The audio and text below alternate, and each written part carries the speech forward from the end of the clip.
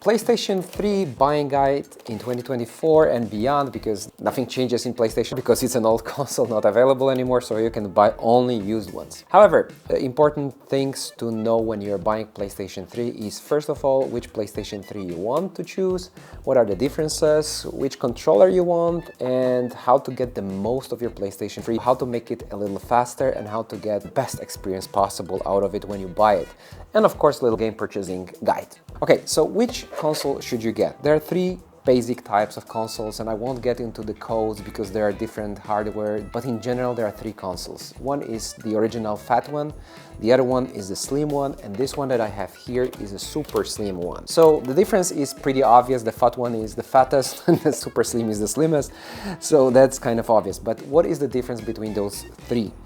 Well, you may have heard that a lot of people want to buy the original one, and the main reason why they want to do it is because this is the only PS3 console that is compatible with PS2 games. So later on, to cut the cost, they remove this hardware that can emulate PS2, and PS3 Slim and Super Slim does not have this emulation tool. However, all PlayStation 3 consoles can play PlayStation 1 games. So if you want some retro gaming evening and you want to revisit some of the old games from PS1, you can do it with every PlayStation console. But if you want PlayStation 2 games, then PlayStation 3, the fat one, is the only way to go. Why did I choose the Super Slim? People say it's ugly. I don't think so. It's actually not ugly in my opinion.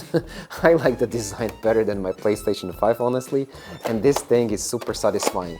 The key layout is very easy to understand. So this one opens, you see, it's amazing. This one opens, this one turns on the console, and that's it. The other thing is that it's more reliable and it's more quiet than the original one. So these are the most important factors to me. I didn't really plan to play PlayStation 2 games, so I don't mind the compatibility. And me myself, I bought the cheapest version I could get, which is 12 gigabytes. I don't know if it was even sold in the United States. So 12 gigabytes is nothing, but you don't want 12 gigabytes, obviously.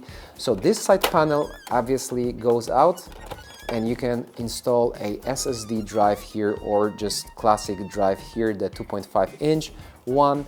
So if you want the best experience, the one that I really recommend to buy is an SSD. Really, they are not that expensive. I paid for mine 30 euros, I believe.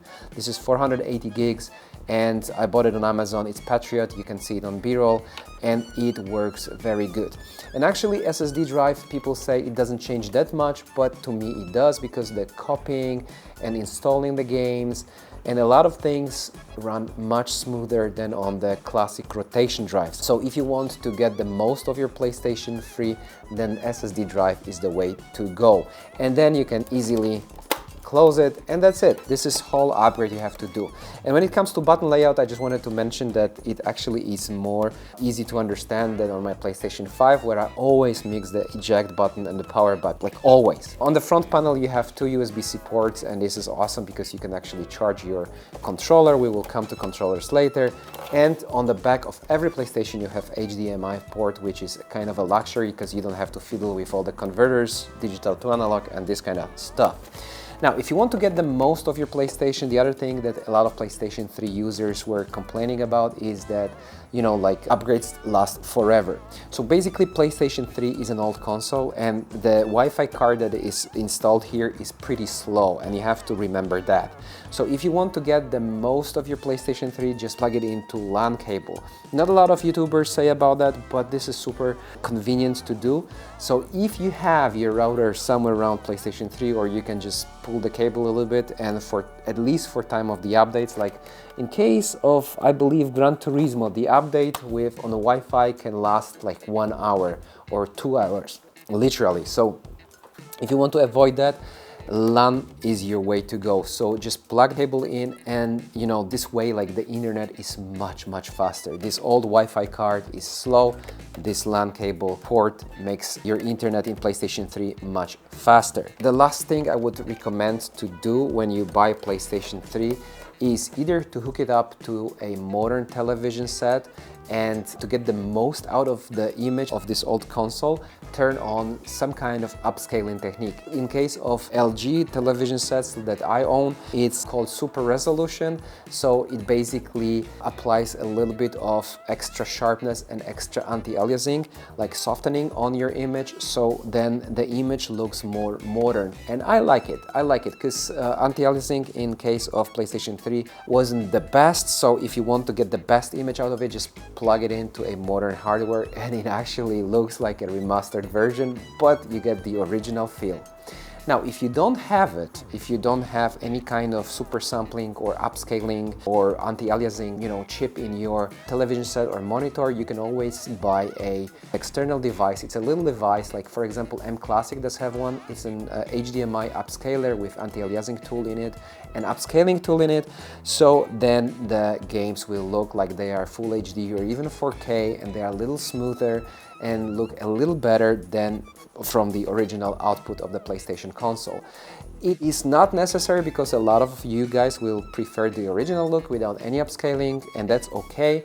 But you have to remember that most games are output in 720p, so then either way, using 1080p or 4K monitors or television sets will do some upscaling. So in my personal humble opinion, it looks better when you apply some modern upscaling technologies and it looks a little like a remastered game.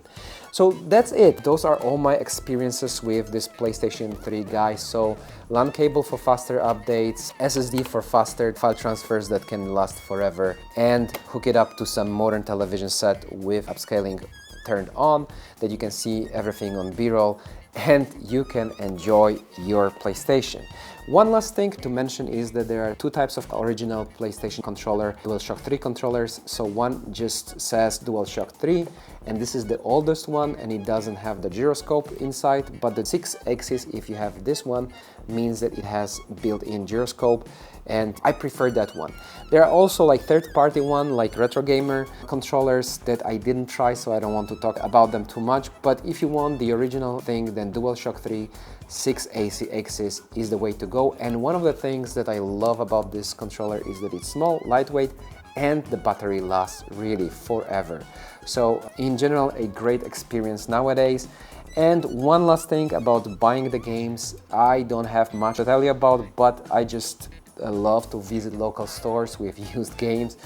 Those are sometimes very strange places to go, but you can sometimes meet very nice people there and you can buy those games super cheap. So I don't really buy online on eBay or anything. You can do that. But in case of Gran Turismo 5, I paid, for example, 4 euros. In case of Batman Arkham Asylum, I paid 5 euros. Uncharted Among Thieves, 3 euros. I'm not going to play that, but just out of sentiment, I bought it. Anyways, those are really good prices, so I don't think that buying online, paying extra for shipping costs is worth it. So if you don't have a used games shop around you, then you can go for it. But in any case, I would recommend just to go to the local shop, pick it up, and it gives you this retro vibe. You have to go somewhere physically and buy your game, so that's really cool. Okay guys, leave thumbs up, subscribe if you didn't before. I hope you like it. If you did, once again, thumbs up and subscribe. If you didn't like it, just play it in slow motion and watch it for 1 hour. That's my recommendation. See you guys in the next one. Cheers.